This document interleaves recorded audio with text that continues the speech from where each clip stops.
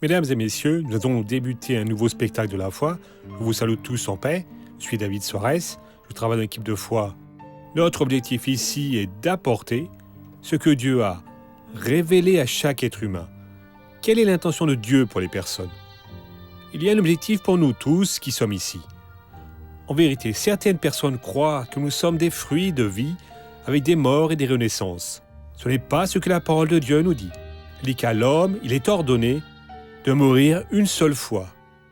Et après cela, il ira rendre compte de ses actes directement à Dieu. Car elle est juste une créature faite par Dieu, et à Dieu elle revient après sa mort. Ainsi, dans notre pérégrination ici sur Terre, nous devons savoir vivre de forme très équilibrée, d'une forme qui satisfasse le Créateur. Comment est-ce que je découvre cela? Dans le livre sacré des règles de Dieu. La Sainte Bible nous enseigne que sans Dieu, nous ne pouvons vraiment rien faire. Bon, quelques personnes demandent, bien, les personnes ont acquis des empires, ont acquis ceci et cela au prix de leurs propres efforts? Peut-être. Mais elles ne parviennent pas à se maintenir libres des problèmes si Dieu n'est pas au-devant d'elles. Cela fonctionne aussi pour moi et pour vous. Peut-être que nous sommes en train de vivre des situations où nous questionnons, où est donc Dieu? Pourquoi Dieu permet certaines choses? Notre Dieu donne à l'être humain, à l'homme, l'usage d'une autorité donnée par lui, par le Créateur, pour que l'être humain puisse vivre la vie de la forme que Dieu la vit. Aujourd'hui, nous apprendrons une parole qui va vous aider à mieux comprendre l'objectif de Dieu pour votre vie. Et après, à la fin, nous ferons une prière pour votre vie, pour votre famille, et nous reviendrons ici au studio. D'accord? Débute maintenant le spectacle de la foi dans votre foyer. Voyez mes amis, quelle joie que d'être ici. Je crois que nous allons avoir de grandes manifestations du pouvoir divin, qui est ce qui intéresse cette histoire de juste parler. Non, nous pouvons parler, mais nous avons aussi besoin de voir le pouvoir de Dieu agir, guérissant les personnes, les libérant, retirant toutes ces tristesses qui sont des fois peuplent le cœur de nombreuses personnes, ouvrant des portes. Ce sera un jour de réalisation ici, j'ai la certitude de cela. J'ai donné ici une série vraiment bénie, que je n'ai pas encore terminée, sur faire ce qui est mal aux yeux du Seigneur, qui est la pire des choses que vous pouvez faire. Ce que la parole de Dieu prescrit comme commandement positif que vous pouvez faire, ou commandement négatif que vous cessez de faire, c'est ce que vous devez observer. Quand vous n'observez pas, vous faites ce qui est mal aux yeux du Seigneur. Et quand vous faites ce qui est mal aux yeux du Seigneur, Dieu prend alors des attitudes telles que très souvent, vous allez vous repentir. Il vous livre aux mains des ennemis. Missionnaires, Dieu ne fait pas cela. Allons voir au Juge au chapitre 10. On va se rappeler que les enfants d'Israël ont été sortis d'Égypte avec la main forte de Dieu. C'était le peuple du Seigneur, aimé par Dieu. Il a dit, « Celui qui touche à mes oins, c'est comme toucher la prunelle de mes yeux. » Mais ce peuple a fait des bêtises. Et très souvent, nous en faisons. Un être qui vit rôdant autour de nous, rugissant comme un lion qui veut dévorer quelqu'un, et qui n'est personne, rien de plus, rien de moins que le diable. Il est très bien décidé à nous voler la position que nous avons en Christ, nos bénédictions. Et il dit à la parole du Seigneur, dans le chapitre 10 des Juges, au verset 6, la chose suivante. Juges 10, le verset 6. Les Israélites firent encore ce qui déplaisait au Seigneur. Ils se mirent à servir les Baals et les Astartés, les dieux d'Aran, les dieux de Sidon, les dieux de Moab, les dieux des Ammonites et les dieux des Philistins. Ils abandonnèrent le Seigneur et cessèrent de le servir. Ici, nous avons quelques explications. Ce qui semblait mal aux yeux du Seigneur, à leurs yeux, ça ne leur semblait pas mal. Faites attention à cette parole. Quand la personne est trompée par l'ennemi, elle ne voit pas que certaines choses qu'elle est en train de faire, que tout le monde voit, cela aux yeux de Dieu est mauvais. Le Seigneur Dieu les avait avertis et ils étaient en train de faire cela. Et il y avait une progression dans la faute. La personne commence avec cette petite pensée « Dieu, pardonne-moi, je ne veux pas cela ». Mais ce n'était pas cette décision de tout cœur. Après vient une pensée plus grande « Dieu, je ne veux pas ». Après vient une plus grande et encore une plus grande. J'ai expliqué ici qu'une de mes tantes m'a raconté une fois, j'étais un jeune homme encore célibataire, il y a quelques années déjà, et elle m'a dit la chose suivante. Vous saviez que la tentation est semblable à un petit oiseau? J'ai ri et j'ai dit, Tata, quelle plaisanterie est-ce? La tentation est une chose horrible. Et le petit oiseau est un animal si mignon. Oui, mais c'est pareil. Leur manière de procéder, j'ai dit, comment cela? Il se pose en l'air et vous faites ainsi, chut. Il s'envole et revient se poser à nouveau. De même, la tentation vient à votre tête. Je ne veux pas, Dieu. Vous êtes désireux. Je ne le veux pas, Dieu, mais vous le voulez. Dieu, pardonne-moi. Vous le voulez encore. Elle a dit, si vous prenez une brique et vous la jetez sur cet oiseau, même que vous la touchez pas, de même qu'il a connu un danger dans cet arbre, plus jamais elle ne se pose là. Quand vient une tentation à votre esprit, prenez une brique de la parole de Dieu, une déclaration forte, et jetez-la sur la tentation.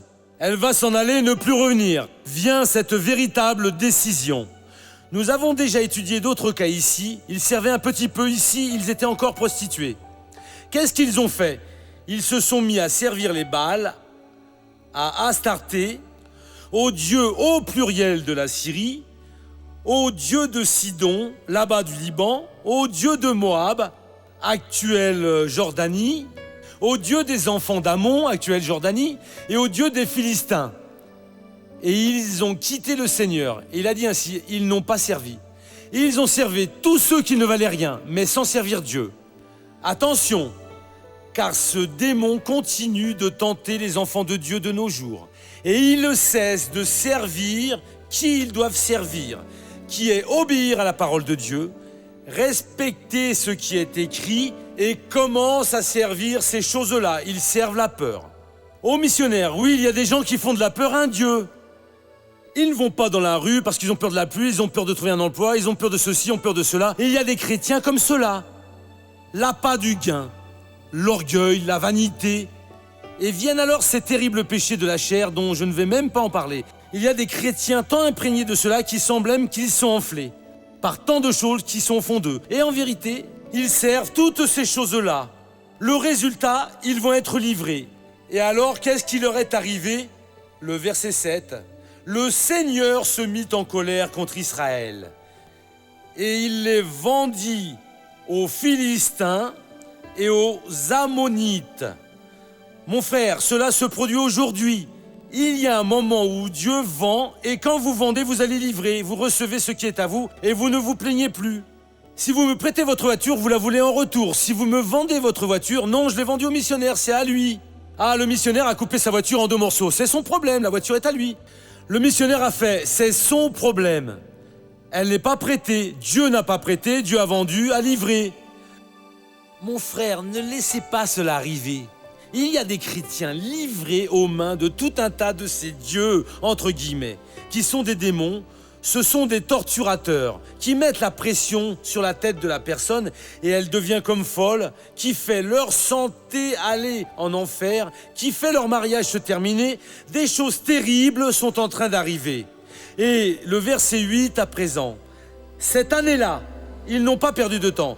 Ceux-ci pressurèrent et écrasèrent les Israélites. Ils ont humilié, les ont réduits à néant. Et pendant 18 ans, tous les Israélites qui étaient en Transjordanie, au pays des Amorites du Galade, les Ammonites passèrent le Jourdain pour faire la guerre à Juda, à Benjamin et à la maison d'Éphraïm. Israël fut dans une grande détresse. Le Jourdain divisait, il y avait quelques tribus qui étaient restées de l'autre côté. Alors elles ont été opprimées pendant 18 ans. Et les fils d'Ammon qui étaient à la tête de ces tribus-là sont passés et sont venus opprimer d'autres tribus sur l'autre rive. Tout cela, pourquoi? Parce qu'ils ont fait ce qui était mauvais. Mon frère, aujourd'hui il se produit la même chose. Si vous êtes en train de traverser une phase difficile, et si je pouvais vous conseiller, je dirais, entrez en présence de Dieu et ouvrez votre cœur. Demandez-lui de vous passer non une lanterne, mais la lumière du ciel pour illuminer chaque recoin de votre vie et vous montrer ce qui était mauvais. Lorsque vous voyez, dites, Dieu, je veux me repentir, je veux cesser tout cela, je veux avoir Jésus dans ma vie, je ne veux pas cette bêtise-là, parce que tout cet état est en train de vous livrer aux mains des torturateurs qui vont vous opprimer, vont vous vexer, vont faire de vous une personne humiliée, ridiculisée, débauchée, réduite à néant. Missionnaire, cela c'est ma vie. Je n'ai plus de morale au sein de ma famille, de mes amis. Cessez donc toutes ces histoires-là. Si Dieu est en train de permettre d'écouter cette parole, c'est parce qu'il est en train d'ouvrir la porte pour changer votre vie complètement. Ils ont fait cela et pendant 18 ans ont été opprimés. Voyez le verset 8 ici, voyez. Cette année-là, et l'ennemi ne perd pas de temps, non hein. Ceux-ci pressurèrent et écrasèrent les Israélites pendant 18 ans. Tous les Israélites qui étaient, tous, il n'y en a pas un qui restait sans être opprimé, en Transjordanie, au pays des Amorites, du Galade. Les Ammonites passèrent le Jourdain pour faire la guerre à Juda, à Benjamin et à la maison d'Éphraïm. Israël fut dans une grande détresse. Voyez, missionnaire, je suis aussi angoissé. Mon mari ne s'importe pas de moi, mon épouse m'abandonne. Ma vie ne s'améliore pas, je vis juste endetté, il y a un problème. Je sors d'une souffrance et j'entre dans une autre. Tout va à travers pour moi. Mon frère, vous avez tout faux. Vous pratiquez des attitudes que vous prenez, des concepts que vous créez, des décisions que vous seuls savez, que vous avez pris au fond de vous, de vous-même, qui sont contre la volonté de Dieu, mauvaises aux yeux du Seigneur. Et résultat, le prix payé est très élevé. Si maintenant vous, aujourd'hui, prenez une décision, mon Dieu, je veux revenir à la maison, je veux me libérer de ces choses, Dieu est le Père et il va vous pardonner. Ici, il était très contrarié avec les fils d'Israël, mais vraiment tellement contrarié qu'il n'a pas voulu au début écouter leurs prières. Mais il est miséricordieux, il pardonne, il est sentimental. Après, il a répondu à leurs prières car ils ont ouvert leur cœur et Dieu leur a alors pardonné. Le simple fait que vous soyez à l'écoute de cette parole et que vous n'êtes pas allé si loin que vous ne puissiez revenir. L'ennemi peut dire qu'il n'y a pas d'issue. Revenez en courant. Dieu veut changer votre vie. Et il le fera si vous le permettez. Amen. Allons maintenant au feuilleton de la vie réelle.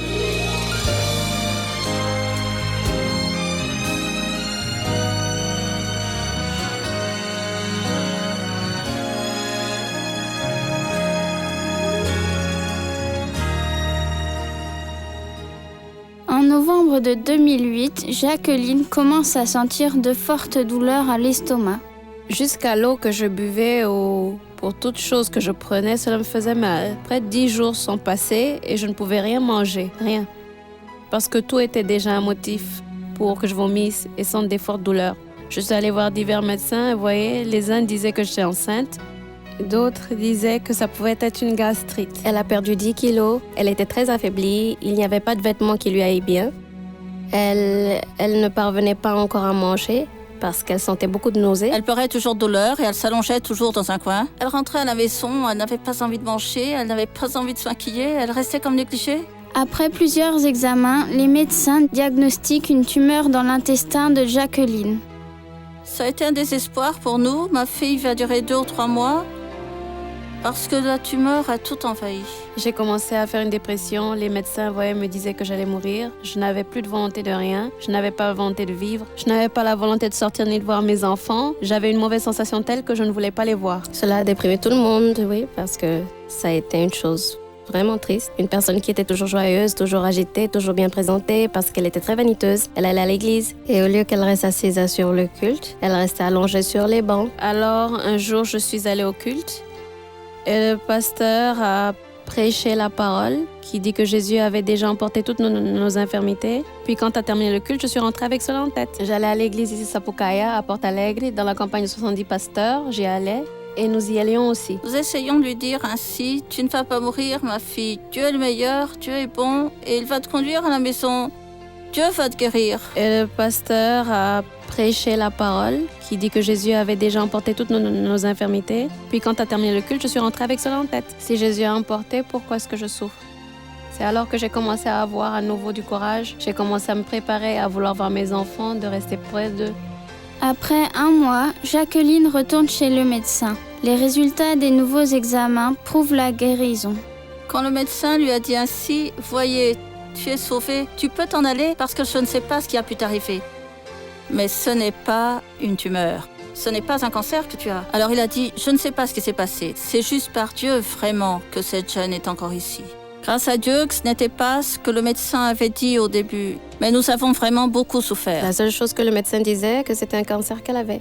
Et sur la biopsie, rien n'est apparu. L'Église a été tout, si ce n'était eux, l'appui de l'Église, des pasteurs, du ministre, des ouvrières, jusqu'à ce qu'elle l'ait aidée et qu'elle ait entendu cette parole qui est ce qui l'a encouragée, qui l'a relevée dans la vie à nouveau. Et sa famille aussi, grâce à Dieu, ils sont tous très unis. À présent, je peux dire qu'ils sont tous très heureux. Grâce à Dieu car à partir de là, elle est juste allée mieux. Après, elle s'est baptisée. Grâce à Dieu, je vais bien, vous voyez. Je travaille à nouveau, je suis auprès de mes enfants, tout va bien. Si ce n'était pas être dans l'église et avec Jésus, je pense que je ne serais plus ici. Ma vie a été transformée vraiment. Comme c'est beau, vous voyez mes amis. Voyez, 2 choses au-delà de ces miracles merveilleux, de tout ce qui s'est produit là, de merveilleux. Mais 2 choses ont attiré mon attention.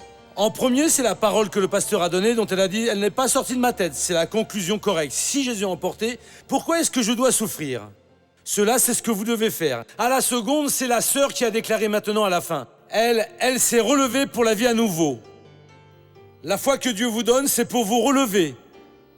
Dieu ne vous donne pas la foi juste pour remédier à un cas, non. Pour que vous vous traîniez et allez mieux. C'est pour que vous allez mieux. Aujourd'hui, c'est le jour de vous relever. Pour que vous preniez une position. Car je vais être différent à partir d'aujourd'hui. Je vais être cette personne que Dieu dit que je dois être. Je ne vais pas faire ce qui est désagréable aux yeux de Dieu et il ne va pas me livrer aux mains des ennemis, non. Il va me retenir dans sa main parce que de la main du Seigneur, personne ne me tire. Mais si vous restez à faire pratiquant, si vous devenez usager, habitué à faire le mal, Dieu va ouvrir la main et va vous remettre, va vous vendre. Non. Restez dans la main de Jésus qui est le mieux. Amen. Laissez-moi maintenant faire une prière pour qui ressent des douleurs dans son corps, principalement à votre mollet, aux muscles de la jambe. Le missionnaire a parlé pour moi et je vais prier pour tout le corps. Vous sentez une douleur, vous voulez que je prie pour vous, restez debout que je prie au nom de Jésus. À présent, regardez vers moi. Je n'aime pas perdre la prière. J'ai la certitude que Dieu va faire des merveilles ici. Croyez seulement maintenant. Vous êtes déjà préparés, vêtus pour recevoir la bénédiction de Dieu. Courbez la tête et fermez vos yeux. Père, je viens à toi au nom de Jésus, en faveur de ce peuple qui a entendu la bonne parole et qui au fond de son cœur a dit « J'ai besoin de revenir, je veux revenir, je ne veux plus faire ce qui semble mal aux yeux de Dieu. » Touche ces personnes, guéris Dieu. Oh mon Dieu, depuis le sommet de la tête jusqu'à la plante des pieds, où il y a une douleur, un mal, détruit à présent. Cette personne qui est sans force pour tourner son visage. Oh Dieu, il semble qu'il y a une chose, retenant cette personne, libère-la maintenant. Seigneur, je vais utiliser le pouvoir que tu m'as donné, et cela pour ta gloire. Au nom de Jésus, comme ministre de la parole de Dieu, je paralyse toute action du diable dans la vie de cette personne. Et je dis maintenant à vous, esprit de maladie, qui est dans cette personne, qui est dans l'église ou en tout autre lieu, au nom de Jésus, prenez maintenant votre mal. Je vous ordonne maintenant de sortir au nom de Jésus. C'est pour vous en aller et ne revenez plus. Je vous expulse de ce petit mollet, là du muscle de la jambe. Sors ces muscles à présent, démon, au nom de Jésus. Sors de cette hausse de la chair, sors maintenant du nerf, des veines, des artères, de toutes sortes de conduits sanguins. Je l'ordonne maintenant, je l'exige maintenant. C'est pour sortir toute douleur, tout mal, dehors, au nom de Jésus. Et vous dites merci Seigneur. Allons maintenant à la première question. La Bible donne des conseils de santé. Tous les conseils. Faire ce que Dieu dit de faire. Quand vous le faites, vous respectez la nature, vous accomplissez la parole de Dieu, vous êtes une personne qui est bénie. Cette personne qui est en train de faire une chose de mal, cette pression qu'elle pratique fait que l'allergie fleurit sur tout son corps. Elle fait tout un tas de maux. La parole de Dieu nous donne un conseil aussi. Les gens sains n'ont pas besoin de médecin, mais les malades si. Alors il n'y a rien de coupable si vous allez voir un docteur, non. Allons maintenant ouvrir son cœur.